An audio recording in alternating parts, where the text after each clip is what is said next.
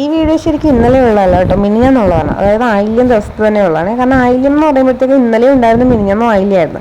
അപ്പോൾ ശരിക്കും പറഞ്ഞിട്ടുണ്ടെങ്കിൽ നമ്മൾ ആയില്യം മകം പൂരമാണ് എടുക്കുന്നത്. അപ്പോൾ ഈ മകത്തിൻ്റെ തലേന്നുള്ള ആയില്യമാണ് മെയിനായിട്ട് എടുക്കുന്നതെന്ന് തോന്നുന്നു. കാരണം 2 ദിവസം ആയില്യം വന്നുകൊണ്ടേ എങ്ങനെയാണെന്ന് എനിക്കറിയില്ല. പിന്നെ ഇന്നലെ നമ്മൾ അമ്പലത്തിൽ പോകാമെന്ന് വിചാരിച്ച് റെഡിയായി ഒരുങ്ങിയൊക്കെ വന്നപ്പോഴത്തേക്കും ഭയങ്കരമായ മഴ പെയ്തു. ഭയങ്കര മഴ എന്നുണ്ടെങ്കിൽ മഴ എനിക്ക് ഓർമ്മയില്ല അത് എപ്പോഴും നിന്നേന്ന് പോലും. കാരണം ഞാനത് ഉറങ്ങി ഒരു 10-10:30 ആയപ്പോൾ ഞാൻ ഉറങ്ങിയെന്ന് വെച്ചിട്ടുണ്ടെങ്കിൽ ഇനിയിപ്പോൾ മഴ ഈ 10:30 അമ്പലത്തിൽ പോയിട്ട് എന്താണെന്ന് വിചാരിച്ചിട്ട്. കാരണം ഈ വീഡിയോ എടുക്കുന്ന സമയം തന്നെ ഞങ്ങൾ പോയെന്ന് വെച്ചിട്ടുണ്ടെങ്കിൽ 9 മണിയായി. കാരണം ജിമ്മിൽ പോയി, പിന്നെ ചിന്നുവിനൊക്കെ ജോലി ഉണ്ടായിരുന്നു. അങ്ങനെ കുറേ കാര്യങ്ങളെല്ലാം കഴിഞ്ഞ് വന്നപ്പോഴത്തേക്കും നമ്മൾ ഭക്ഷണമെല്ലാം കഴിച്ചിറങ്ങിയപ്പോഴത്തേക്കും 9 മണിയായി.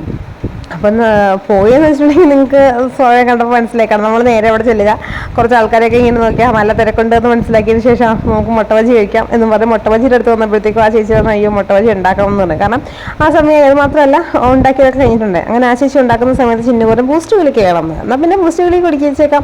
സാധാരണ ഒരെണ്ണം മേടിക്കുന്നത് എൻ്റെ ഒരു അബദ്ധം പറ്റിയാൽ എനിക്കും വേണം. സാധാരണ ഒരെണ്ണം വാങ്ങിക്കേണ്ട ആവശ്യമുണ്ട്, വെറുതെ 100 രൂപ പോയിട്ടാണ്. കഴിഞ്ഞ പ്രാവശ്യമൊക്കെ 40 രൂപയായിരുന്നു സാധനം, ഇപ്പോൾ 50 രൂപയായിട്ടുണ്ട്. അതുമല്ല ഒരു അരമുക്കാൽ ഗ്ലാസ് വെള്ളത്തിനകത്തോട്ട് കുറച്ച് പച്ചപ്പാലൊഴിച്ച് പിന്നെ നമ്മുടെ ബൂസ്റ്റ് ഇട്ട് അങ്ങനെ കിടക്ക് വിൽക്കുമ്പോഴത്തേക്കും ബൂസ്റ്റ് വിളിക്കായി. സോ സിമ്പിൾ ആണെന്നുണ്ടെങ്കിലും 100 രൂപയായിട്ടാണ്. അപ്പം ഞാൻ പറയോ അബദ്ധമായിപ്പോയില്ല, 2 വേണ്ടിയിരുന്നില്ല. ഞാൻ എനിക്ക് വേണം എന്ന് ഉദ്ദേശിച്ചത് പുള്ളിക്കാരി വാങ്ങിക്കുമ്പോൾ അതിൽ നിന്ന് ഞാൻ കുറച്ച് കുടിച്ചോളാം എന്നായിരുന്നു. പിന്നെ ചിന്ന പറഞ്ഞ സാരമില്ല നമുക്ക് ഇവർക്കും കൂടി കൊടുക്കാമെന്ന് പറഞ്ഞു.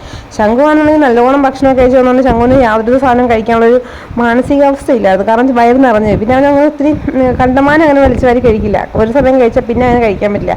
കണ്ണനും ഞാനൊക്കെ മുൻകൂട്ടി കാലയെ കൂട്ടി മനസ്സിലാക്കി എന്തെങ്കിലും ഇവിടെ അമ്പലപ്പറമ്പ് വരുമ്പോൾ കഴിക്കണമെന്ന് മനസ്സിലാക്കിയത് കൊണ്ട് ഞങ്ങൾ കഴിക്കാൻ ഇല്ലിങ്ങാണ്. അപ്പോൾ ചിന്നു വാങ്ങിച്ചത് കണ്ണന് കൊടുത്തിട്ട് നോക്കി. അതിനുശേഷം ഞാൻ പറഞ്ഞു നമുക്ക് എന്തായാലും മുട്ടബജി വാങ്ങിക്കാം. അപ്പോൾ ആകെ 2 പ്ലേറ്റ് എന്തോ വാങ്ങിച്ചുള്ളൂ, 6 എണ്ണം വീതം, അല്ല 3 എണ്ണം വീതം, 2 സെറ്റ്. അങ്ങനെ ഇത് ആദ്യത്തെ വലിയ ചൂടൊന്നുമില്ല അതിനുണ്ട്. അപ്പം നല്ല ചൂടായതുകൊണ്ട് നമ്മൾ വിചാരിച്ചേ നമുക്ക് നടന്നങ്ങ് പോണ വഴി കഴിക്കാം. കാരണം ഭയങ്കര ചൂട്, അവിടെ നിന്ന് കഴിച്ച് ഇനി മുതി വെറുതെ നാശമാവണ്ട, പിന്നെ അത്ര സമയം കളയണ്ട, പിന്നെ നിങ്ങളുടെ മുട്ടബജി വളരെ ടേസ്റ്റിന് കേട്ടോ, നല്ലതാണ് എന്ന് പറഞ്ഞിട്ട് നമ്മൾ തിരിച്ചാണ് നോക്കുമ്പോൾ നാടകത്തിലെ ഫുള്ള് നല്ല തിരക്ക്. അതുമല്ല ഈ അമ്പലപ്പറമ്പിലൊക്കെ ഉണ്ടല്ലോ ഒരുമാതിരി നെഗറ്റീവ് നാടകം എന്നല്ല ഞാൻ പറയുന്നത്. അതായത് നമ്മുടെ ഈ ആർമിക്കാർ മരിച്ചു പോകുന്ന സങ്കടമൊക്കെ കാണിക്കുമ്പോഴേ ഭയങ്കര വിഷമമല്ലേ. എനിക്കതൊന്നും കണ്ടിരിക്കാനുള്ള ത്രാണിയില്ലാത്തത് കൊണ്ടും കരച്ചിൽ കാണാൻ ഭയങ്കര കോറസും ബാക്ക്ഗ്രൗണ്ട് മ്യൂസിക്കും ഒക്കെ ഭയങ്കരമായതുകൊണ്ട് നമുക്ക് അവിടെ ഇരിക്കാനുള്ള ഒരു മാനസികാവസ്ഥയാണ്. നമ്മൾ നേരെ മുട്ടബജിയും കഴിച്ച് നമ്മുടെ ഉദ്ദേശം തന്നെ മുട്ടബജി വാങ്ങിക്കാൻ കഴിക്കാൻ പോരുക. ആ ചൂട് മുട്ടബജിയും കഴിച്ച് വീട്ടിലോട്ട് പോരുന്നതാണ് കാണുന്നത്.